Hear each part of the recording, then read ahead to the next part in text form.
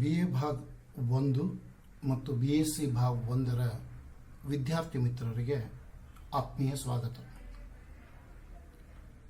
PUC ದ್ವಿತೀಯ ವರ್ಷದ ಪರೀಕ್ಷೆಗಳಲ್ಲಿ ಯಶಸ್ವಿಯಾದ ತಮಗೆಲ್ಲ ಅಭಿನಂದನೆಗಳು. ಅದೇ ವೇಳೆ ಉತ್ತರ ಕರ್ನಾಟಕದ ಪ್ರತಿಷ್ಠಿತ ಶೈಕ್ಷಣಿಕ ಸಂಸ್ಥೆಯಾದಂತಹ SDVS ಸಂಘದ SS ಕಲಾ ಮತ್ತು TP ವಿಜ್ಞಾನ ಮಹಾವಿದ್ಯಾಲಯದಲ್ಲಿ ಪ್ರಥಮ ಪದವಿಗೆ ಪ್ರವೇಶ ಪಡೆದ ತಮಗೆ ಆಡಳಿತ ಮಂಡಳಿಯ ಪರವಾಗಿ, ಅಧ್ಯಕ್ಷರ ಪರವಾಗಿ, ಪ್ರಾಚಾರ್ಯರ ಪರವಾಗಿ, ಸಿಬ್ಬಂದಿ ಮತ್ತು ವೈಯಕ್ತಿಕವಾಗಿ ನಾನು ಸ್ವಾಗತವನ್ನು ಕೋರ್ತಾ ಇದ್ದೀನಿ. ಮಿತ್ರರೇ, ಮೊದಲನೆಯ ಸೆಮಿಸ್ಟರ್ಗೆ ತಾವು ಭಾರತದ ಸಂವಿಧಾನವನ್ನು ಅಧ್ಯಯನ ಮಾಡಬೇಕಾಗಿದೆ. ಈ ಕೋವಿಡ್ ಸಮಯದಿಂದಾಗಿ ವರ್ಗಗಳು ಇನ್ನೂ ಪ್ರಾರಂಭವಾಗಿಲ್ಲ ಅನ್ನುವುದು ತಮಗೆ ಗೊತ್ತಿದ್ದು, ವಿದ್ಯಾರ್ಥಿಗಳ ಅಧ್ಯಯನಕ್ಕೆ ಅನಾನುಕೂಲ ಆಗಬಾರದು ಅನ್ನುವ ಉದ್ದೇಶದಿಂದ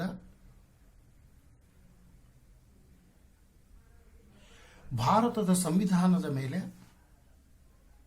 ವರ್ಗಗಳು ವ್ಯವಸ್ಥಿತವಾಗಿ ಮತ್ತು ನಿಯಮಿತವಾಗಿ ಪ್ರಾರಂಭವಾಗುವವರೆಗೆ ನಾನು ಅಂದರೆ ಪ್ರೊಫೆಸರ್ BG ಪಾಟೀಲ್ ತಮಗೆ ಭಾರತದ ಸಂವಿಧಾನದ ಮೇಲೆ ಅಧ್ಯಾಯವಾರು ವಿಡಿಯೋಗಳನ್ನು ಕಳಿಸ್ತಾ ಇದ್ದೀನಿ. ಅವುಗಳನ್ನು ನೋಡಿ, ಅಧ್ಯಯನ ಮಾಡಿ, ಮನನ ಮಾಡಿ, ಪರೀಕ್ಷಾ ದೃಷ್ಟಿಯಿಂದ ತಯಾರಿ ಮಾಡಿಕೊಳ್ಳುವುದು ತಮ್ಮ ಕರ್ತವ್ಯ. ಮಿತ್ರರೇ, ನಾವುಗಳು ವಿಜ್ಞಾನವನ್ನು ಆಯ್ಕೆ ಮಾಡಿಕೊಂಡಂತಹ ವಿದ್ಯಾರ್ಥಿಗಳು SSLCಯವರೆಗೆ ಭಾರತದ ಇತಿಹಾಸವನ್ನು ಅಧ್ಯಯನ ಮಾಡಿದ್ದೀವಿ. ಕಲೆಯನ್ನು ಆಯ್ಕೆ ಮಾಡಿಕೊಂಡಂತಹ ವಿದ್ಯಾರ್ಥಿಗಳು PUC ದ್ವಿತೀಯ ವರ್ಷದವರೆಗೆ, ಬಹಳಷ್ಟು ಜನ PUC ದ್ವಿತೀಯ ವರ್ಷದವರೆಗೆ ಭಾರತದ ಇತಿಹಾಸವನ್ನು ಅಧ್ಯಯನ ಮಾಡಿದ್ದಾರೆ. ನಾವು ಈಗಾಗಲೇ ತಿಳಿದುಕೊಂಡಿರುವಂತೆ ಬ್ರಿಟಿಷರು ನಮ್ಮನ್ನು 2 ದಶಕಗಳಿಗಿಂತ ಹೆಚ್ಚು ಆಳಿದರು ಅಂತ ಹೇಳ್ತಾ ಇದ್ದೀವಿ. 1600ರಲ್ಲಿ ಭಾರತಕ್ಕೆ ಬಂದಂತಹ ಇವರು 1947ರವರೆಗೆ ನಮ್ಮ ಮೇಲೆ ಆಧಿಪತ್ಯವನ್ನು ಸ್ಥಾಪಿಸಿದ್ರು ಅಂತ ಹೇಳ್ತಾ ಇದ್ದೀವಿ. 1600ರಲ್ಲಿ ಭಾರತಕ್ಕೆ ಬಂದಂಥ ಇವರು ತತ್ಕ್ಷಣ ಆಧಿಪತ್ಯವನ್ನು ಸ್ಥಾಪಿಸಲಿಲ್ಲ. ಇವರಿಗಿಂತ ಮೊದಲು ಬಹುಶಃ ನೀವು ಇತಿಹಾಸದಲ್ಲಿ ಕಲ್ತಿದ್ದೀರಿ, ಮೊದಲನೆಯದಾಗಿ ಪೋರ್ಚುಗೀಸರು ಭಾರತಕ್ಕೆ ಬಂದರು, ಎರಡನೆಯದಾಗಿ ಡಚ್ಚರು ಭಾರತಕ್ಕೆ ಬಂದರು, ತದನಂತರ ಬ್ರಿಟಿಷರು ಭಾರತಕ್ಕೆ ಬಂದರು, ಆಮೇಲೆ ಫ್ರೆಂಚರು ಭಾರತಕ್ಕೆ ಬಂದರು. ಬ್ರಿಟಿಷ್ ರಾಣಿಯ ಒಪ್ಪಿಗೆಯನ್ನು 17ನೇ ಶತಮಾನದ ಅಂತ್ಯದಲ್ಲಿ ಪಡೆದಂಥ ಇವರು ಡಿಸೆಂಬರ್ 31, 1600ನೇ ಇಸ್ವಿ ಡಿಸೆಂಬರ್ 31, 1600ನೇ ಇಸ್ವಿ ಎಂದು ಬ್ರಿಟಿಷ್ ರಾಣಿಯ ಅಧಿಕೃತ ಒಪ್ಪಿಗೆಯನ್ನು ಪಡೆದು ವ್ಯಾಪಾರದ ಉದ್ದೇಶದಿಂದ ಈಸ್ಟ್ ಇಂಡಿಯಾ ಕಂಪನಿ ಅಂತ ಒಂದು ಕಂಪನಿಯನ್ನು ಸ್ಥಾಪಿಸಿಕೊಂಡು ಭಾರತಕ್ಕೆ ಬ್ರಿಟಿಷರು ಬಂದರು. ಭಾರತಕ್ಕೆ ಬಂದಂತಹ ಇವರು ಕೇವಲ ವ್ಯಾಪಾರವನ್ನು ಮಾತ್ರ ಮಾಡಲಿಲ್ಲ, ಅದು ನಮಗೆಲ್ಲರಿಗೂ ತಿಳಿದ ವಿಷಯ. ಇವರಿಗಿಂತ ಮೊದಲು ಬಂದಂತಹ ಪೋರ್ಚುಗೀಸರು ಡಚ್ಚರನ್ನು ಸದೆಬಡಿದು ಕೆಲವು ಪಟ್ಟಣಗಳು ಮತ್ತು ಕೆಲವು ಪ್ರದೇಶಗಳ ಮೇಲೆ ಇವರು ಆಧಿಪತ್ಯವನ್ನು ಸ್ಥಾಪಿಸಲಿಕ್ಕೆ ಪ್ರಾರಂಭ ಮಾಡಿದರು. ಇದು ನಮಗೆ ಗೊತ್ತಿದೆ. ಇದಕ್ಕೆ ಕಾರಣ ನಾವು ಭಾರತೀಯರು ಅನ್ನುವುದನ್ನು ಮರೆಯಬಾರದು. ನಮ್ಮಲ್ಲಿಯ ಒಡಕುಗಳು, ನಮ್ಮಲ್ಲಿಯ ವೈಷಮ್ಯಗಳು ಮತ್ತು ವೈರತ್ವಗಳು, ನಮ್ಮಲ್ಲಿಯ ಭಿನ್ನಾಭಿಪ್ರಾಯಗಳ ಲಾಭವನ್ನು ಪಡೆದಂತಹ ಬ್ರಿಟಿಷರು ಒಡೆದು ಆಳುವ ನೀತಿಯನ್ನು ಉಪಯೋಗಿಸಿ ಭಾರತೀಯರಲ್ಲಿಯೇ ಗುಂಪುಗಳನ್ನು ಮಾಡಿ ಒಂದು ಗುಂಪನ್ನು ಮತ್ತೊಂದು ಗುಂಪಿನ ಮೇಲೆ ಎತ್ತಿಕಟ್ಟಿ ತಮ್ಮ ಗುಂಪು ಗೆದ್ದ ನಂತರ ಆ ಭೂಪ್ರದೇಶವನ್ನು ಆಕ್ರಮಿಸಿಕೊಂಡು ತಮ್ಮ ಆಧಿಪತ್ಯವನ್ನು ಸ್ಥಾಪಿಸಲಿಕ್ಕೆ ಪ್ರಾರಂಭ ಮಾಡಿದರು ಅಂತ ನಾವು ಓದ್ತೀವಿ. ತದನಂತರ 1750 ಸುಮಾರಿಗೆ ಸಂಪೂರ್ಣ ಭಾರತದ ಮೇಲೆ ಇವರು ಹಿಡಿತ ಇತ್ತು ಅಂತಂದ್ರೆ ತಪ್ಪಾಗಲಿಕ್ಕಿಲ್ಲ. ಕೆಲವು ದೇಶೀಯ ಅರಸರ ಪ್ರಭುತ್ವವನ್ನು ಹೊರತುಪಡಿಸಿದರೆ, ಉದಾಹರಣೆಗೆ ಬುಂದೇಲ್ಖಂಡದ ಅರಸ, ಹೈದರಾಬಾದಿನ ನಿಜಾಮ, ಇಂಥ ಅರಸರನ್ನು ಹೊರತುಪಡಿಸಿದರೆ ಬಹಳಷ್ಟು ಪ್ರದೇಶದ ಮೇಲೆ ಬ್ರಿಟಿಷರು ತಮ್ಮ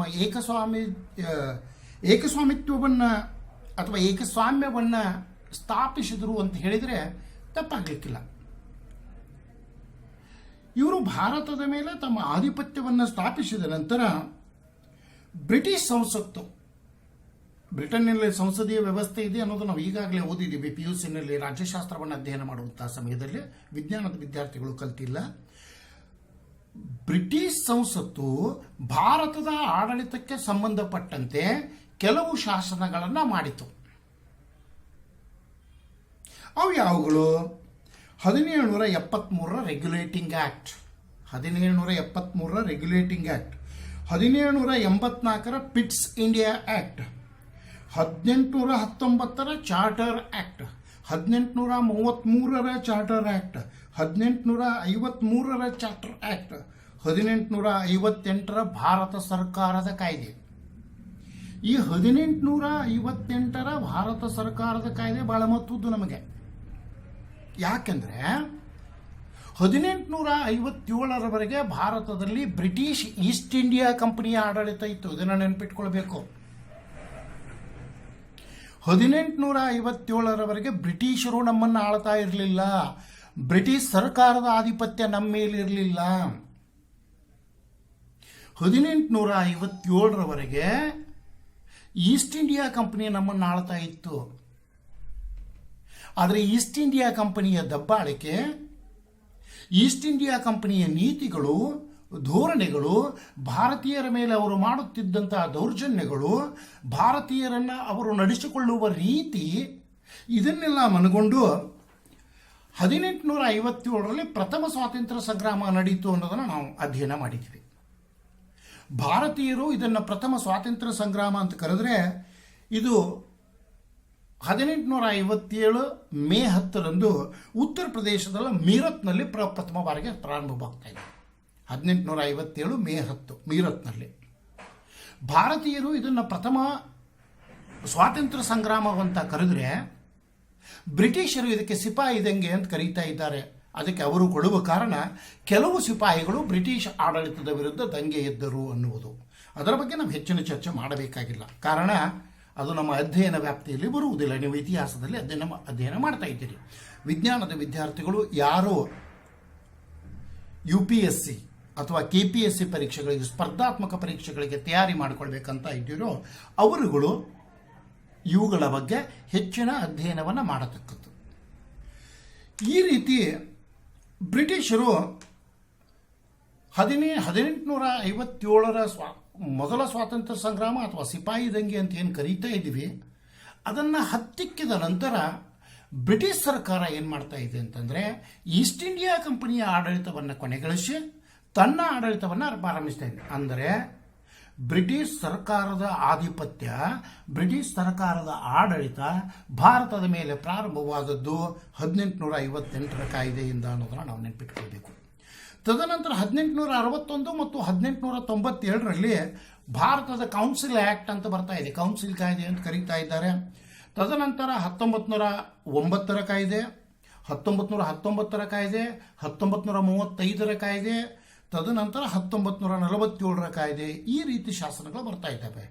ಈ ನಡುವೆ ಸೈಮನ್ ಕಮಿಷನ್ ಬರ್ತಾ ಇದೆ, ನೆಹರು ಕಮಿಷನ್ ಬರ್ತಾ ಇದೆ, ಜಿನ್ನಾಸ್ 40 ಪಾಯಿಂಟ್ಸ್ ಅಂತ ಬರ್ತಾ ಇದೆ, ಕ್ರಿಪ್ಸ್ ಮಿಷನ್ ಬರ್ತಾ ಇದೆ, ಕ್ಯಾಬಿನೆಟ್ ಮಿಷನ್ ಬರ್ತಾ ಇದೆ. ಇವೆಲ್ಲವುಗಳು ಇಲ್ಲಿ ಬರ್ತಾ ಇದ್ದಾವೆ.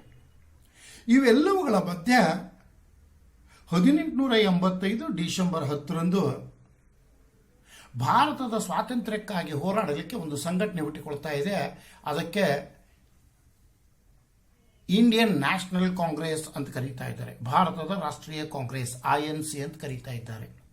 ಇದನ್ನು ಸ್ಥಾಪನೆ ಮಾಡಿದವರು ಒಬ್ಬರು ಬ್ರಿಟಿಷ್ ಅಧಿಕಾರಿ ಅನ್ನೋದನ್ನು ನಾವು ನೆನಪಿಟ್ಕೊಳ್ಬೇಕು. ಇದನ್ನು ಸ್ಥಾಪನೆ ಮಾಡಿದವರು ಒಬ್ಬ ಬ್ರಿಟಿಷ್ ಅಧಿಕಾರಿ ಅನ್ನೋದನ್ನು ನಾವು ನೆನಪಿಟ್ಕೊಳ್ಬೇಕು. ಇದಿಷ್ಟು ಹಿನ್ನೆಲೆ, ಐತಿಹಾಸಿಕ ಹಿನ್ನೆಲೆ. ಇದಕ್ಕಿಂತ ಜಾಸ್ತಿ, ಯಾಕೆಂದರೆ ಈ ಬಾರಿ ಸಿಲೆಬಸ್ನಲ್ಲಿ ಬಹಳಷ್ಟು ಬದಲಾವಣೆಗಳನ್ನು ಮಾಡಿದ್ದಾರೆ. ಆ ಬದಲಾವಣೆಗಳು ಏನಪ್ಪಾ ಅಂತಂದ್ರೆ, ಸಂವಿಧಾನದ ಐತಿಹಾಸಿಕ ಹಿನ್ನೆಲೆ ನಿಮಗಿಲ್ಲ, ಪೂರ್ವ ಪೀಠಿಕೆ ನಿಮಗಿಲ್ಲ, ಸುಪ್ರೀಂ ಕೋರ್ಟ್ನಿಂದ ಮುಂದಿಂದ ಏನೂ ಇಲ್ಲ.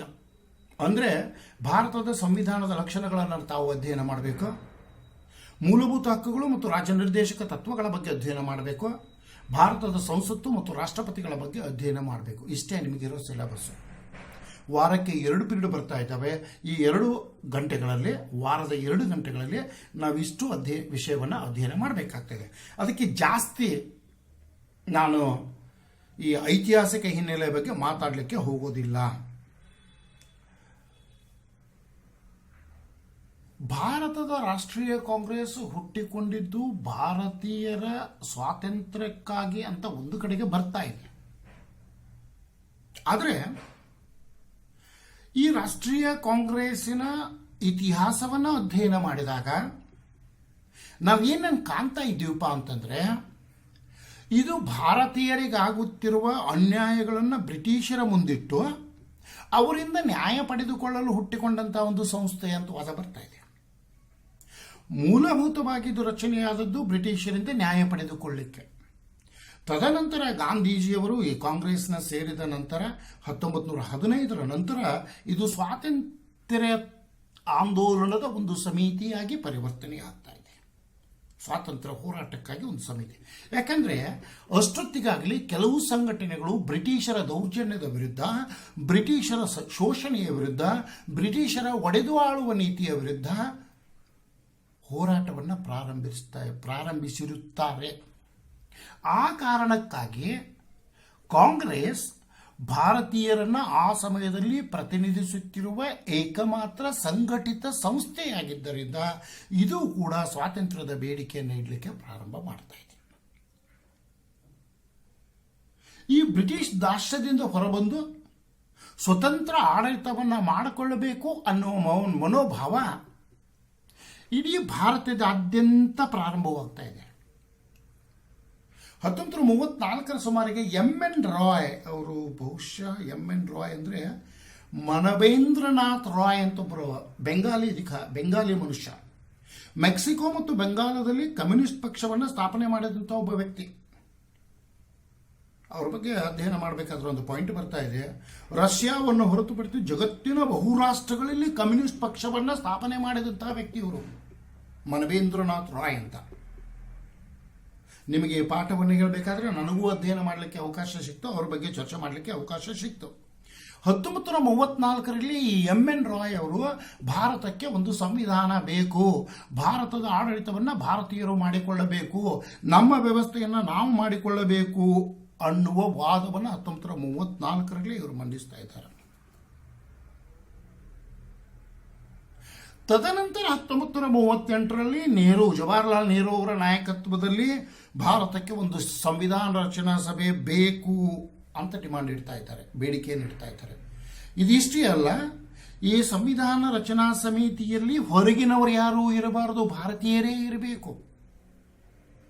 ಭಾರತೀಯರಿಗಾಗಿ ರಚನೆಯಾಗುವಂಥ ಈ ಸಂವಿಧಾನದ ರಚನಾ ಸಮಿತಿಯಲ್ಲಿ ಭಾರತದ ಆಡಳಿತವನ್ನು, ಭಾರತದ ವ್ಯವಸ್ಥೆಯನ್ನು, ಭಾರತದ ದೈನಂದಿನ ವ್ಯವಹಾರಗಳನ್ನು ನಿರ್ವಹಿಸಲು ಇಲ್ಲಿಯ ಸರ್ಕಾರವಾಗಲಿ, ಇಲ್ಲಿಯ ಪ್ರಜೆಗಳಾಗಲಿ, ಸರ್ಕಾರ ಮತ್ತು ಪ್ರಜೆಗಳ ಮಧ್ಯದ ಸಂಬಂಧವನ್ನು ನಿರ್ಧರಿಸುವಂತಹ ಒಂದು ಸಂವಿಧಾನವನ್ನು ರಚನೆ ಮಾಡುವಂಥ ಒಂದು ಸಮಿತಿಯಲ್ಲಿ ಬೇರೆಯವರು ಇರದೆ ಕೇವಲ ಭಾರತೀಯರು ಇರಬೇಕು ಅನ್ನುವ ಒಂದು ವಾದವನ್ನು ನೆಹರೂರವರ ನಾಯಕತ್ವದಲ್ಲಿ ಬ್ರಿಟಿಷರ ಮುಂದೆ ಭಾರತದ ರಾಷ್ಟ್ರೀಯ ಕಾಂಗ್ರೆಸ್ ಇಡ್ತಾ ಇದೆ. 1939ಕ್ಕೆ ದ್ವಿತೀಯ ಮಹಾಯುದ್ಧ ಪ್ರಾರಂಭವಾಗ್ತಾ ಇದೆ. ನಮ್ಗೆ ಗೊತ್ತಿದೆ, ಸೆಪ್ಟೆಂಬರ್ 1, 1931ರಿಂದ ಸೆಪ್ಟೆಂಬರ್ 2, 1945ರವರೆಗೆ ನಡೀತಾ ಇದೆ. ಸೆಪ್ಟೆಂಬರ್ 1, 1939ರಿಂದ ಸೆಪ್ಟೆಂಬರ್ 2, 1945ರವರೆಗೆ ದ್ವಿತೀಯ ಮಹಾಯುದ್ಧ ನಡೀತಾ ಇದೆ. ಈ ದ್ವಿತೀಯ ಮಹಾಯುದ್ಧ ಪ್ರಾರಂಭವಾದಾಗ ಭಾರತದ ಸೇನೆಯನ್ನು, ಭಾರತೀಯ ಸೈನಿಕರನ್ನು ಬಳಸಲಿಕ್ಕೆ ಇಂಡಿಯನ್ ನ್ಯಾಷನಲ್ ಕಾಂಗ್ರೆಸ್, ಭಾರತದ ರಾಷ್ಟ್ರೀಯ ಕಾಂಗ್ರೆಸ್ ಒಪ್ಪಿಗೆ ಕೊಡಲಿಕ್ಕೆ ಸಿದ್ಧ ಇರೋದಿಲ್ಲ. ಆವಾಗ ಬ್ರಿಟಿಷರು ದ್ವಿತೀಯ ಮಹಾಯುದ್ಧದ ನಂತರ, ಯುದ್ಧಾನಂತರ ನಿಮಗೆ ಸ್ವಾತಂತ್ರ್ಯವನ್ನು ಕೊಡ್ತೀವಿ ಅನ್ನೋ ಒಂದು ವಾಗ್ದಾನವನ್ನು ಮಾಡಿದ್ದರಿಂದ ಅದಕ್ಕೆ ಆಗಸ್ಟ್ ಕೊಡುಗೆ ಅಂತ ಕರೀತಾ ಇದ್ದಾರೆ. 1940 ಆಗಸ್ಟ್ನಲ್ಲಿ ಈ ಕೊಡುಗೆಯನ್ನು ನೀಡ್ತಾ ಇದ್ದಾರೆ. ಅದು 1940 ಆಗಸ್ಟ್ 8 ದ್ವಿತೀಯ ಮಹಾಯುದ್ಧ ನಂತರ ಭಾರತಕ್ಕೆ ನಾವು ಸ್ವಾಯತ್ತತೆಯನ್ನು ನೀಡ್ತಾ ಇದ್ದೀವಿ ಅನ್ನೋ ಒಂದು ವಾಗ್ದಾನವನ್ನು ಬ್ರಿಟಿಷರು ಮಾಡಿದ್ದರಿಂದ ಭಾರತದ ರಾಷ್ಟ್ರೀಯ ಕಾಂಗ್ರೆಸ್ ಈ ದ್ವಿತೀಯ ಮಹಾಯುದ್ಧದಲ್ಲಿ ಬ್ರಿಟಿಷರಿಗೆ ಬೆಂಬಲವನ್ನು ನೀಡ್ತಾ ಇದೆ ಅನ್ನೋದನ್ನು ನಾವು ತಿಳ್ಕೊಳ್ಬೇಕು. ಇವತ್ತಿನ ವಿಡಿಯೋ ನಾನು ಕೇವಲ ಹಿನ್ನೆಲೆಗೆ ಯೂಸ್ ಮಾಡ್ತಾ ಇದ್ದೀನಿ. ನಾಳೆಯಿಂದ ನೇರವಾಗಿ ಮುಂದಿನ ಏನು ವಿಡಿಯೋ ಮಾಡ್ತಾ ಇದ್ದೀನಿ ಅದು ನೇರವಾಗಿ ಭಾರತದ ಸಂವಿಧಾನದ ಲಕ್ಷಣಗಳಿಗೆ ಹೋಗ್ತಾ ಇದ್ದೀನಿ. ಈ ಆಗಸ್ಟ್ ಕೊಡುಗೆ ಆಗಸ್ಟ್ 8, 1940 ಈ ಕೊಡುಗೆ ಏನು ಬರ್ತಾ ಇದೆಯಲ್ಲ, ಯುದ್ಧ ಅನಂತರ ಸಂವಿಧಾನ ರಚನಾ ಸಮಿತಿಯನ್ನು ರಚನೆ ಮಾಡ್ತಾ ಇದ್ದೀವಿ, ನಿಮಗೆ ಸ್ವಾಯತ್ತತೆಯನ್ನು ಕೊಡ್ತೀವಿ ಅನ್ನೋ ವಾಗ್ದಾನದ ಅದಕ್ಕೆ ನಾವು ಆಗಸ್ಟ್ ಕೊಡುಗೆ ಅಂತ ಕರೀತಾ ಇದ್ದೀವಿ. ಈ ಆಗಸ್ಟ್ ಕೊಡುಗೆಯ ಭಾಗವಾಗಿ 1947ರಲ್ಲಿ ನಮಗೆ ಕ್ರಿಪ್ಸ್ ಮಿಷನ್ ಬರ್ತಾ ಇದೆ.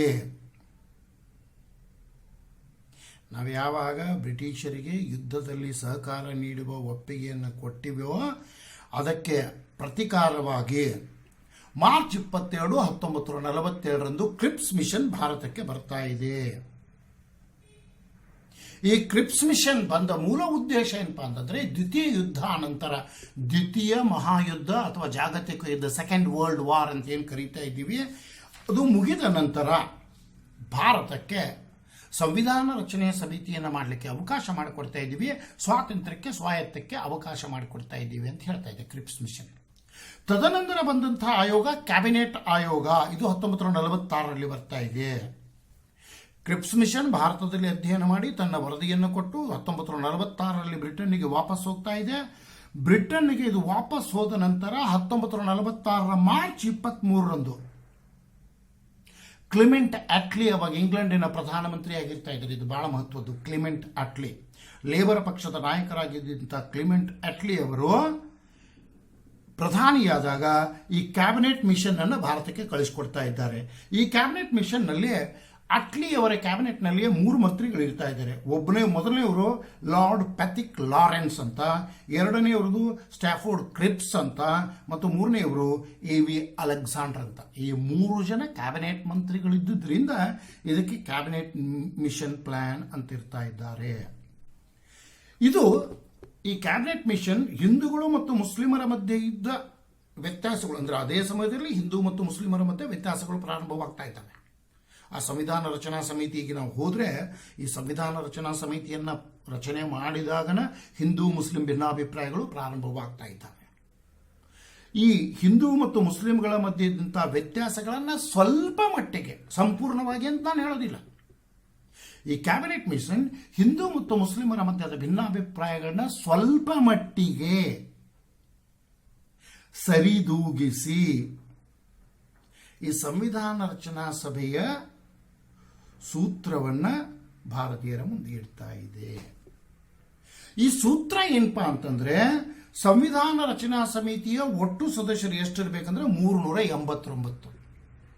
ಭಾರತದ ಸಂವಿಧಾನವನ್ನು ರಚನೆ ಮಾಡಲಿಕ್ಕೆ ಇರಬೇಕಾದಂಥ ಒಟ್ಟು ಸದಸ್ಯರ ಸಂಖ್ಯೆ 389. ಈ 389ರಲ್ಲಿ ಬ್ರಿಟಿಷ್ ಇಂಡಿಯಾದಿಂದ 296 ಮತ್ತು ದೇಶೀಯ ರಾಜ್ಯಗಳಿಂದ 93. ಈ ಎರಡರ ಮಧ್ಯದ ವ್ಯತ್ಯಾಸವನ್ನು ನೀವು ಅರ್ಥ ಮಾಡ್ಕೊಳ್ಬೇಕು. ಬ್ರಿಟಿಷ್ ಇಂಡಿಯಾ ಅಂದ್ರೆ ಯಾವುದಪ್ಪ ಅಂದ್ರೆ, ಬ್ರಿಟಿಷರು ಆಳಲ್ಪಡುತ್ತಿದ್ದಂತಹ ಭಾಗಗಳು. ಇನ್ನು ಮುಂಬೈ, ಕರ್ನಾಟಕ, ಮದ್ರಾಸ್ ಪ್ರಾಂತ ಅಂತ ಕರೀತಾ ಇದ್ದೀವೋ, ಈ ಪ್ರಾಂತಗಳನ್ನು ಏನು ಬ್ರಿಟಿಷರು ಆಳ್ತಾ ಇದ್ರು, ಆ ಪ್ರಾಂತ್ಯಗಳಿಂದ ಆಯ್ಕೆಯಾಗಬೇಕಾದಂತಹ ಸದಸ್ಯರ ಸಂಖ್ಯೆ 296. ಇನ್ನು ಕೆಲವು ದೇಶೀಯ ರಾಜ್ಯಗಳಿದ್ದು, ಆಗ ಹೇಳಿದಲ್ಲ ಬುಂದೇಲ್ಖಂಡ,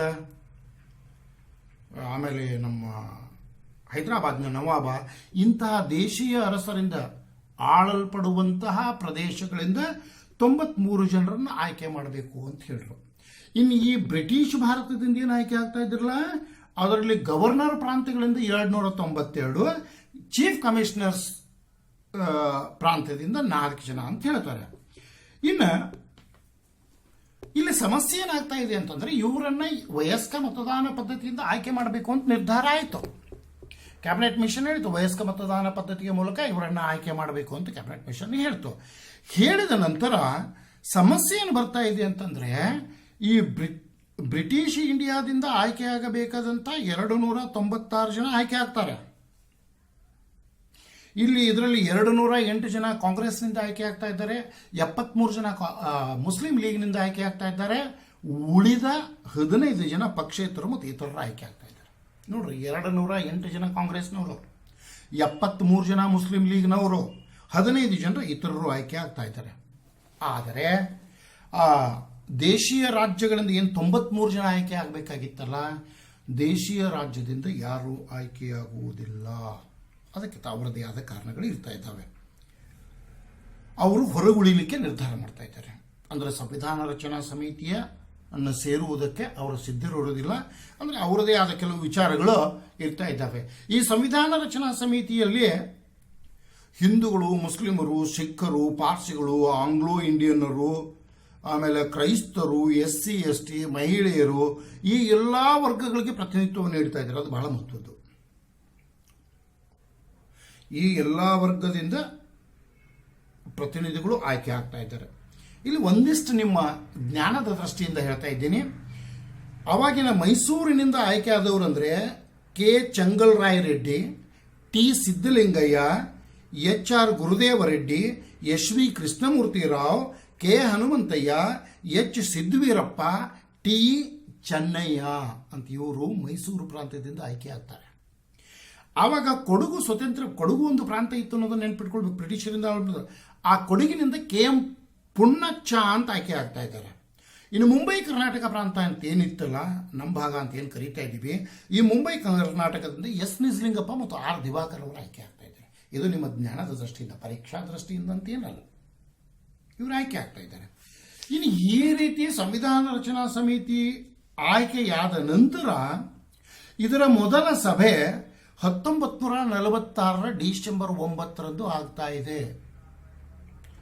ಸಂವಿಧಾನ ರಚನಾ ಸಮಿತಿಯ ಮೊದಲ ಸಭೆ ಡಿಸೆಂಬರ್ 9, 1946 ಆಯ್ಕೆಯಾಗ್ತಾ ಇದೆ. ಇವತ್ತೇನು ಪಾರ್ಲಿಮೆಂಟ್ ಅದಲ್ಲ, ಪಾರ್ಲಿಮೆಂಟಿನ ಸೆಂಟ್ರಲ್ ಹಾಲ್ನಲ್ಲಿ ಮಧ್ಯಾಹ್ನ 11 ಗಂಟೆಗೆ, ಬೆಳಗಿನ 11 ಗಂಟೆ ಅಂತ ಏನು ಕರಿತಾ ಇದ್ದೀವಿ, 11 ಗಂಟೆಗೆ ಸಭೆ ಸೇರ್ತಾ ಇದೆ. ಆವಾಗ ಆ ಸಮಿತಿಯ ಅಧ್ಯಕ್ಷತೆಯನ್ನು ವಹಿಸಿದವರು ಡಾಕ್ಟರ್ ಸಚ್ಚಿದಾನಂದ ಸಿನ್ಹಾ ಅನ್ನೋದನ್ನು ನೀವು ನೆನಪಿಟ್ಕೊಳ್ಬೇಕು. ಈ ಸಮಿತಿಯ ಮೊದಲ ಸಭೆ ಏನು ಡಿಸೆಂಬರ್ 9, 1946 ಸೇರ್ತಾ ಇದ್ದಾರೆ. ಅವತ್ತು ಸಂವಿಧಾನ ರಚನಾ ಸಮಿತಿಯ ಮೊದಲ ಅಧ್ಯಕ್ಷತೆಯನ್ನು ವಹಿಸಿದರು ಡಾಕ್ಟರ್ ಸಚ್ಚಿದಾನಂದ ಸಿನ್ಹಾ ಅನ್ನೋದನ್ನು ನಾವು ನೆನಪಿಟ್ಕೊಳ್ಬೇಕು.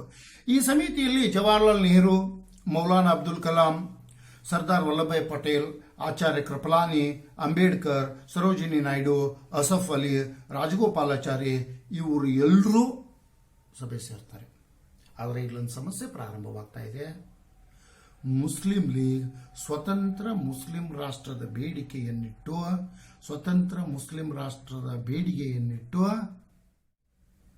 ಈ ಸಂವಿಧಾನ ರಚನಾ ಸಮಿತಿಯ ಸಭೆಯನ್ನ ವಿರೋಧಿಸ್ತಾ ಇದೆ. ಈ ಸಂವಿಧಾನ ರಚನಾ ಸಮಿತಿಯ ಸಭೆಗೆ ಹಾಜರಾಗುವುದಿಲ್ಲ, ನಮಗೆ ಸ್ವತಂತ್ರ ರಾಷ್ಟ್ರ ಬೇಕು ಅನ್ನುವ ಬೇಡಿಕೆಯನ್ನು ಆವಾಗಲೇ ಅದು ಇಡ್ತಾ ಇದೆ. ಇಲ್ಲಿ ನಿಮ್ಮ ಜ್ಞಾನದ ದೃಷ್ಟಿಯಿಂದ ಇನ್ನೊಂದು ಅಂಶವನ್ನು ಹೇಳಬೇಕು. BN ರಾಯ್ ಅಂತ ಒಬ್ಬರು ಬರ್ತಾ ಇದ್ದಾರೆ. ಬೆನಗಲ್ ನರಸಿಂಗರಾಯರು ಅಂತ ಕರೀತಾರೆ ಇವರಿಗೆ. BN ರಾಯ್ ಕರ್ನಾಟಕದವರು, ನೆನ್ಪಿಟ್ಕೊಡ್ರಿ. ಬರೀ ಕರ್ನಾಟಕದವರಲ್ಲ, ಇವರು ಮಂಗಳೂರಿನವರು, ಏನೋ ಕುಂದಾಪುರದವರು ಅಂತ ಏನೋ ಹೇಳ್ತಾರೆ, ಮಂಗಳೂರಿನವರು, ಇಷ್ಟು ಗೊತ್ತು ನನಗೆ. ಸಂವಿಧಾನ ರಚನೆಯಲ್ಲಿ ಅಂಬೇಡ್ಕರ್ ನಂತರ ಅತ್ಯಂತ ಮಹತ್ವದ ಪಾತ್ರವನ್ನು ವಹಿಸಿದಂಥ, ಕರಡನ್ನು ತಿದ್ದುಪಡಿ ಮಾಡಿದಂತಹ ಪ್ರಮುಖ ವ್ಯಕ್ತಿ ಅಂದರೆ BN ರಾಯ್ ಅನ್ನೋದನ್ನು ನೀವು ನೆನಪಿಟ್ಕೊಳ್ಬೇಕು. ಬೆನಗಲ್ ನರಸಿಂಗರಾಯರು ಬಹಳ ಅದ್ಭುತವಾದ ವ್ಯಕ್ತಿ, ಅಷ್ಟನ್ನು ನಾವು ಕನ್ನಡಿಗರಾಗಿ ನೆನಪಿಟ್ಕೊಳ್ಬೇಕು. ಇನ್ನು ಸಂವಿಧಾನ ರಚನೆ ಮಾಡಲಿಕ್ಕೆ ಇದು ನಿಮ್ಮ ಜ್ಞಾನದ ದೃಷ್ಟಿಯಿಂದ ಸುಮಾರು 22 ಕಮಿಟಿಗಳನ್ನು ಮಾಡ್ತಾ ಇದ್ದಾರೆ. ಅದರಲ್ಲಿ ಮೊದಲನೇದು ಕರಡು ಸಮಿತಿ, ಇದಕ್ಕೆ ಡಾಕ್ಟರ್ ಅಂಬೇಡ್ಕರ್ ಅವರು ಅಧ್ಯಕ್ಷರಾಗಿರ್ತಾ ಇದ್ದಾರೆ. ಮೂಲಭೂತ ಹಕ್ಕುಗಳ ಅಲ್ಪಸಂಖ್ಯಾತರ ಬುಡಕಟ್ಟು ವರ್ಗದವರ ಸಮಿತಿ, ಇದಕ್ಕೆ ಸರ್ದಾರ್ ವಲ್ಲಭಭಾಯ್ ಪಟೇಲ್ ಅವರು ಅಧ್ಯಕ್ಷರಾಗಿರ್ತಾ ಇದ್ದಾರೆ. ಇನ್ನು ಸದನ ಸಮಿತಿ ಅಂತ ಬರ್ತಾ ಇದೆ, ಇದಕ್ಕೆ ಪಟ್ಟಾಭಿ ಸೀತಾರಾಮ್ ಅಂತ ಸದಸ್ಯರು ಅಧ್ಯಕ್ಷರಾಗ್ತಾ ಇದ್ದಾರೆ. ರೂಲ್ಸ್ ಆಫ್ ಪ್ರೊಸೀಜರ್ ಕಮಿಟಿ ಅಂತ ಬರ್ತಾ ಇದೆ, ಡಾಕ್ಟರ್ ರಾಜೇಂದ್ರ ಪ್ರಸಾದ್ ಅವರು ಅಧ್ಯಕ್ಷರಾಗ್ತಾ ಇದ್ದಾರೆ. ಸ್ಟೀರಿಂಗ್ ಕಮಿಟಿ ಅಂತ ಬರ್ತಾ ಇದೆ, ಡಾಕ್ಟರ್ ರಾಜೇಂದ್ರ ಪ್ರಸಾದ್ ಅಧ್ಯಕ್ಷರಿರ್ತಾ ಇದ್ದಾರೆ. ಆರ್ಥಿಕ ಮತ್ತು ಸಿಬ್ಬಂದಿ ಸಮಿತಿ ಅಂತ ಬರ್ತಾ ಇದೆ, ಅನುರಾಗ್ ನಾರಾಯಣ್ ಸಿನ್ಹಾ ಅಂತ ಅಧ್ಯಕ್ಷರಿರ್ತಾರೆ. ಕ್ರೆಡೆನ್ಷಿಯಲ್ ಸಮಿತಿ ಅಂತ ಬರ್ತಾ ಇದೆ, ಅಲ್ಲಾಡಿ ಕೃಷ್ಣಸ್ವಾಮಿ ಅವರು ಅಧ್ಯಕ್ಷರಿರ್ತಾ ಇದ್ದಾರೆ. ಆರ್ಡರ್ ಆಫ್ ಬಿಸಿನೆಸ್ ಸಮಿತಿ ಅಂತ ಬರ್ತಾ ಇದೆ, ಕೆ ಎಂ ಮುನ್ಷಿ ಅವರು ಅಧ್ಯಕ್ಷರಿರ್ತಾ ಇದ್ದಾರೆ. Ad hoc committee on the national flag ಅಂತ ಬರ್ತಾ ಇದೆ, ಇದಕ್ಕೆ ಡಾಕ್ಟರ್ ರಾಜೇಂದ್ರ ಪ್ರಸಾದ್ ಅವರು ಅಧ್ಯಕ್ಷರಿರ್ತಾ ಇದ್ದಾರೆ. ಸ್ಟೇಟ್ಸ್ ಕಮಿಟಿ ಅಂತ ಬರ್ತಾ ಇದೆ, ಜವಾಹರ್ಲಾಲ್ ನೆಹರು ಅವರು ಅಧ್ಯಕ್ಷರಾಗ್ತಾ ಇದ್ದಾರೆ. ಸಂವಿಧಾನ ರಚನಾ ಸಭೆಯ ಕಾರ್ಯ ಸಮಿತಿ ಅಂತ ಬರ್ತಾ ಇದೆ, ಅದಕ್ಕೆ ಮಾಳವನ್ಕರ್ ಜಿ ಬಿ ಮಾಳವನ್ಕರ್ ಅವರು ಅಧ್ಯಕ್ಷರಾಗ್ತಾ ಇದ್ದಾರೆ. ಕರಡು ಸಂವಿಧಾನ ಪರಿಶೀಲನಾ ವಿಶೇಷ ಸಮಿತಿ ಅಂತ ಬರ್ತಾ ಇದೆ, ಇದಕ್ಕೆ ಅಲ್ಲಾಡಿ ಕೃಷ್ಣಸ್ವಾಮಿ ಅಯ್ಯರ್ ಅವರು ಅಧ್ಯಕ್ಷರಾಗ್ತಾ ಇದ್ದಾರೆ. ಕೇಂದ್ರ ಅಧಿಕಾರ ಸಮಿತಿ ಅಂತ ಬರ್ತಾ ಇದೆ, ಇದಕ್ಕೆ ಜವಾಹರ್ಲಾಲ್ ನೆಹರು ಅವರು ಅಧ್ಯಕ್ಷರಿರ್ತಾ ಇದ್ದಾರೆ. ಕೇಂದ್ರ ಸಂವಿಧಾನ ಸಮಿತಿ ಅಂತ ಬರ್ತಾ ಇದೆ, ಇದಕ್ಕೂ ಕೂಡ ಜವಾಹರ್ಲಾಲ್ ನೆಹರು ಅವರು ಅಧ್ಯಕ್ಷರಿರ್ತಾ ಇದ್ದಾರೆ. ಪ್ರಾಂತೀಯ ಸಂವಿಧಾನ ಸಮಿತಿ ಅಂತ ಬರ್ತಾ ಇದೆ, ಇದಕ್ಕೆ ವಲ್ಲಭಾಯ್ ಪಟೇಲ್ ಅಧ್ಯಕ್ಷರಿರ್ತಾ ಇದ್ದಾರೆ. ಇದರ ನಂತರ ಹಿಂದಿ ಭಾಷಾಂತರ ಸಮಿತಿ, ad hoc committee on the supreme court ಅಂತ ಬರ್ತಾ ಇದೆ, ಚೀಫ್ ಕಮಿಷನರ್ಸ್ ಪ್ರಾವಿನ್ಸ್ ಕಮಿಟಿ ಅಂತ ಬರ್ತಾ ಇದೆ, ಪ್ರೆಸ್ ಗ್ಯಾಲರಿ ಕಮಿಟಿ ಅಂತ ಬರ್ತಾ ಇದೆ, ಲಿಂಗ್ವಿಸ್ಟಿಕ್ ಸ್ಟೇಟ್ಸ್ ಕಮಿಟಿ ಅಂತ ಬರ್ತಾ ಇದೆ, ಉರ್ದು ಭಾಷಾಂತರ ಕಮಿಟಿ ಅಂತ ಬರ್ತಾ ಇದೆ, ad hoc committee on national flag ಅಂತ ಬರ್ತಾ ಇದೆ. ಇವು ಎಲ್ಲವುಗಳು 22 ಕಮಿಟಿಗಳು ಅಲ್ಲಿ ಬರ್ತಾ ಇದ್ದಾವೆ. ಇದನ್ನು ನೀವು ಅಧ್ಯಯನ ದೃಷ್ಟಿಯಿಂದ ನೆನಪಿಟ್ಕೊಂಡ್ರೆ ಸಾಕು, ಇಷ್ಟನ್ನು ನೆನಪಿಟ್ಕೊಂಡ್ರೆ ಸಾಕು. ಇದು ನಿಮಗೆ ಮುಂದೆ ನೀವೇನಾದರೂ ಸ್ಪರ್ಧಾತ್ಮಕ ಪರೀಕ್ಷೆಗಳಿಗೆ ತಯಾರಿ ಮಾಡುವವರಿದ್ದರೆ, ಕೇವಲ ಇದು IAS IPS ಅಥವಾ KS ಮಾತ್ರ ಅಲ್ಲ, FDC SDC ಕೂತ್ಕೊಳ್ಬೇಕಾದ್ರೂ, ಪೊಲೀಸ್ ಎಕ್ಸಾಮ್ ಕೂತ್ಕೊಳ್ಬೇಕಾದ್ರೂ ಇವುಗಳು ನಿಮಗೆ ಬೇಕಾಗ್ತಾ ಇದ್ದಾವೆ ಅನ್ನೋದನ್ನು ನೆನಪಿಟ್ಕೊಳ್ಬೇಕು. ಇನ್ನು ಸ್ವಲ್ಪ ಮಟ್ಟಿಗೆ ಹಿನ್ನೆಲೆಯನ್ನು ಇವತ್ತು ಹೇಳ್ತಾ ಇದ್ದೀನಿ. ಜಗತ್ತಿನಲ್ಲಿಯೇ ಅತ್ಯಂತ ವಿಶಿಷ್ಟವಾದ ಸಂವಿಧಾನ ನಮ್ಮದು. ಕೇವಲ ವಿಶಿಷ್ಟ ಅಲ್ಲ, ದೊಡ್ಡ ಸಂವಿಧಾನ ಕೂಡ ಅದು. ಅತ್ಯಂತ ದೊಡ್ಡದಾದ, ಗಾತ್ರದಲ್ಲಿ ಬೃಹತ್ತಾದ, ವಿಶಿಷ್ಟವಾದ ಸಂವಿಧಾನ ಅಂದರೆ ಭಾರತದ ಸಂವಿಧಾನ ಅನ್ನೋದನ್ನು ಅಭಿಮಾನದಿಂದ ಹೇಳಬೇಕು. ಈ ಸಂವಿಧಾನವನ್ನು ಸಂವಿಧಾನ ರಚನಾ ಸಮಿತಿ ರಚನೆ ಮಾಡಿದೆ. ಈ ಸಂವಿಧಾನವನ್ನು ರಚನೆ ಮಾಡಲಿಕ್ಕೆ ಸಂವಿಧಾನ ರಚನಾ ಸಮಿತಿ ತೆಗೆದುಕೊಂಡ ಅವಧಿ 2 ವರ್ಷ 11 ತಿಂಗಳು 18 ದಿನ, ಅಂದರೆ ಆಲ್ಮೋಸ್ಟ್ 3 ವರ್ಷ. 2 ವರ್ಷ 11 ತಿಂಗಳು 18 ದಿನಗಳವರೆಗೆ ಭಾರತದ ತಜ್ಞರು, ಕಾನೂನು ಪಂಡಿತರು, ಸಂವಿಧಾನದ ಎಕ್ಸ್ಪರ್ಟ್ಸ್, ಕಾನ್ಸ್ಟಿಟ್ಯೂಷನಲ್ ಎಕ್ಸ್ಪರ್ಟ್ಸ್ ಅಂತ ಏನು ಕರಿತಾ ಇದ್ದೀವಿ, ಇವರೆಲ್ಲರೂ ಸೇರಿ ಭಾರತಕ್ಕೆ ಒಂದು ಸಂವಿಧಾನವನ್ನು ನೀಡಿದರು ಅನ್ನೋದನ್ನು ನಾವು ನೆನಪಿಟ್ಕೊಳ್ಬೇಕು. ಇದು ಸಣ್ಣದೊಂದು ವ್ಯಾಖ್ಯೆ. ಸಂವಿಧಾನ ಅಂದ್ರೆ ಏನು? ರಾಷ್ಟ್ರದ ಮೂಲಭೂತ ಕಾನೂನು, ಸಾಕು.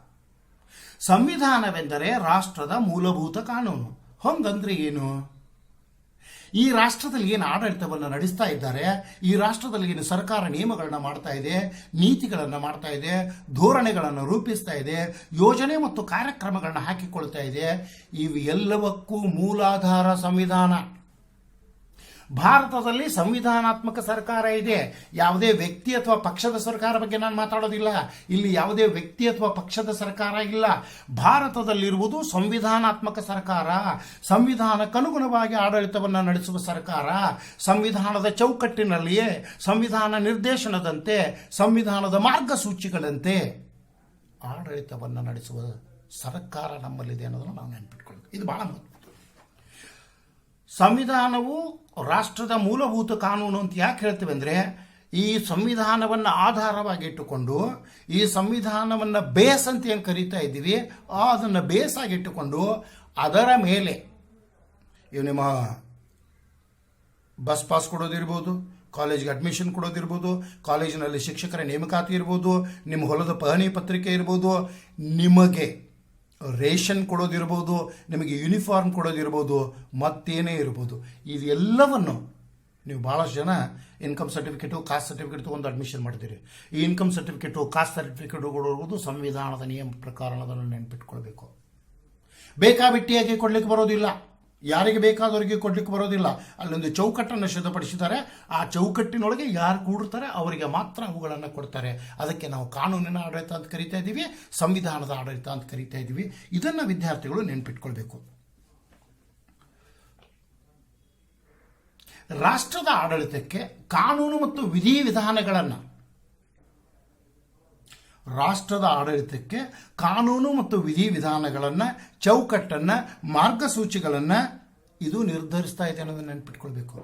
ಅಂದರೆ ಇದು ಕಾನೂನುಗಳನ್ನು ನೀಡ್ತಾ ಇದೆ. ಸಂಸತ್ತಿನ ಚುನಾವಣೆಗಳು ಯಾವಾಗ ಆಗಬೇಕು, ರಾಷ್ಟ್ರಪತಿಯ ಚುನಾವಣೆ ಯಾವಾಗ ಆಗಬೇಕು, ರಾಷ್ಟ್ರಪತಿ ಚುನಾವಣೆಯಲ್ಲಿ ಯಾರು ಮತ ಹಾಕಬೇಕು, ಮತದಾನದ ಎಣಿಕೆ ಯಾವ ರೀತಿ ಆಗಬೇಕು, ರಾಜ್ಯಪಾಲರ ನೇಮಕಾತಿ ಯಾವ ರೀತಿ ಆಗಬೇಕು, ಇದೆಲ್ಲವನ್ನ ಸಂವಿಧಾನದಲ್ಲಿ ಬರೆದಿಟ್ಟಿದ್ದಾರೆ. ಅದಕ್ಕೆ ಕಾನೂನುಗಳು ಮತ್ತು ವಿಧಿವಿಧಾನಗಳು ಅಂತ ಕರಿತಾ ಇದ್ದೀವಿ. ಅದರ ಪ್ರಕಾರನೇ, ಆ ಮಾರ್ಗಸೂಚಿಗಳ ಪ್ರಕಾರವೇ ರಾಷ್ಟ್ರದ ದೈನಂದಿನ ಆಡಳಿತವನ್ನು ನಡೆಸಿಕೊಂಡು ಹೋಗ್ತಾ ಇದ್ದಾರೆ ಅನ್ನೋದನ್ನು ನಾವು ನೆನಪಿಟ್ಕೊಳ್ಬೇಕು.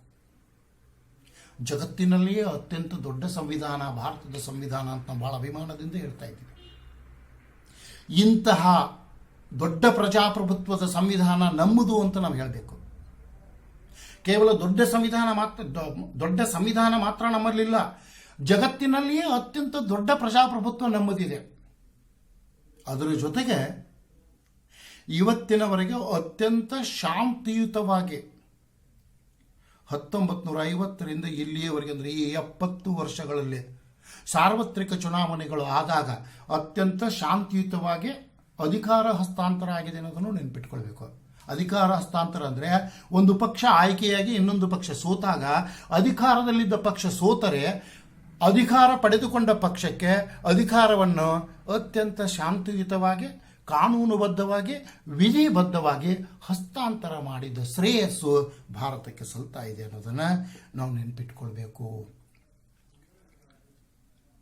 ಈ ಸಂವಿಧಾನ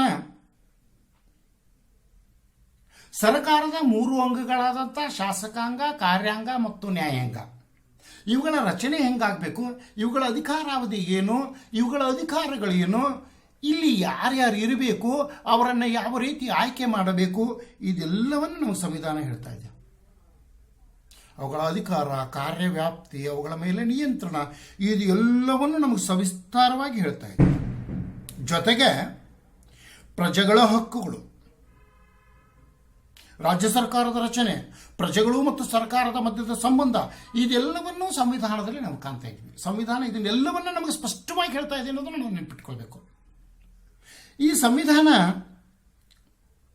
ಭಾರತದ ಸರ್ಕಾರ ಹೇಗಿರಬೇಕು ಅನ್ನೋದನ್ನು ನಿರ್ಧರಿಸ್ತಾ ಇದೆ. ಅಂದರೆ ನಮ್ಮ ಸರ್ಕಾರ, ಭಾರತದಲ್ಲಿ ಸಂಸದೀಯ ಸರ್ಕಾರ ಇದೆ ಅಂತ ಹೇಳ್ತಾ ಇದ್ದೀವಿ, ಭಾರತದಲ್ಲಿ ಸಂಸದೀಯ ಪ್ರಜಾಪ್ರಭುತ್ವ ಇದೆ ಅಂತ ಹೇಳ್ತಾ ಇದ್ದೀವಿ. ಭಾರತದಲ್ಲಿ ಸಂಸದೀಯ ಪ್ರಜಾಪ್ರಭುತ್ವ ಇರಲಿಕ್ಕೆ ಮೂಲ ಕಾರಣ ನಮ್ಮ ಸಂವಿಧಾನ ಅನ್ನೋದನ್ನು ನೆನಪಿಟ್ಕೊಳ್ಬೇಕು. ಎಂತಹ ಸರ್ಕಾರ ಇರಬೇಕು ಅನ್ನೋದನ್ನು ನಿರ್ಧರಿಸ್ತಾ ಇದೆ, ಪ್ರಜೆಗಳ ಹಕ್ಕುಗಳು ಏನು ಅನ್ನೋದನ್ನು ನಿರ್ಧರಿಸ್ತಾ ಇದೆ, ಪ್ರಜೆಗಳ ಕರ್ತವ್ಯಗಳ ಬಗ್ಗೆ ಹೇಳ್ತಾ ಇದೆ, ಕೇಂದ್ರ ಮತ್ತು ರಾಜ್ಯಗಳ ಮಧ್ಯದ ಸಂಬಂಧಗಳ ಬಗ್ಗೆ ಹೇಳ್ತಾ ಇದೆ, ರಾಜ್ಯಗಳ ಮಧ್ಯದ ಸಂಬಂಧಗಳ ಬಗ್ಗೆ ಹೇಳ್ತಾ ಇದೆ, ಶಾಸಕಾಂಗ, ಕಾರ್ಯಾಂಗ ಮತ್ತು ನ್ಯಾಯಾಂಗದ ರಚನೆ, ಅಧಿಕಾರ ಮತ್ತು ಅವುಗಳ ಕಾರ್ಯವ್ಯಾಪ್ತಿಯ ಬಗ್ಗೆ ಹೇಳ್ತಾ ಇದೆ. ಆ ಮೂರರ ಮಧ್ಯ, ಶಾಸಕಾಂಗ, ಕಾರ್ಯಾಂಗ ಮತ್ತು ನ್ಯಾಯಾಂಗದ ಮಧ್ಯೆ ಎಂತಹ ಸಂಬಂಧ ಇರಬೇಕು ಅನ್ನೋದರ ಬಗ್ಗೆ ಕೂಡ ಹೇಳ್ತಾ ಇದೆ. ಒಂದೇ ಮಾತಿನಲ್ಲಿ ಹೇಳಬೇಕಂದ್ರೆ ಯುವ ಮಿತ್ರರೇ, ಸಂವಿಧಾನವು ಆಡಳಿತದ ಮಾರ್ಗಸೂಚಿ ಅನ್ನೋದನ್ನು ತಾವು ನೆನಪಿಟ್ಟುಕೊಳ್ಬೇಕು. ಇವತ್ತೇನು ಭಾರತದಲ್ಲಿ ಆಡಳಿತ ನಡೀತಾ ಇದೆ, ಈ ಆಡಳಿತದ ಮಾರ್ಗಸೂಚಿಯೇ ಸಂವಿಧಾನ ಅನ್ನೋದನ್ನು ತಾವು ನೆನಪಿಟ್ಕೊಂಡ್ರೆ ಸಾಕು. ಇಷ್ಟು ಐತಿಹಾಸಿಕ ಹಿನ್ನೆಲೆಯೊಂದಿಗೆ ಇವತ್ತಿನ ನನ್ನ ವಿಚಾರಗಳನ್ನ ಮುಗಿಸ್ತಾ ಇದ್ದೀನಿ. ಮುಂದಿನ ಕ್ಲಾಸ್ನಲ್ಲಿ ಭಾರತದ ಸಂವಿಧಾನದ ಲಕ್ಷಣಗಳ ಬಗ್ಗೆ ನಾನು ಚರ್ಚೆಯನ್ನು ಪ್ರಾರಂಭ ಮಾಡ್ತಾ ಇದ್ದೀನಿ. ತಮಗೆಲ್ಲ ಶುಭವಾಗಲಿ.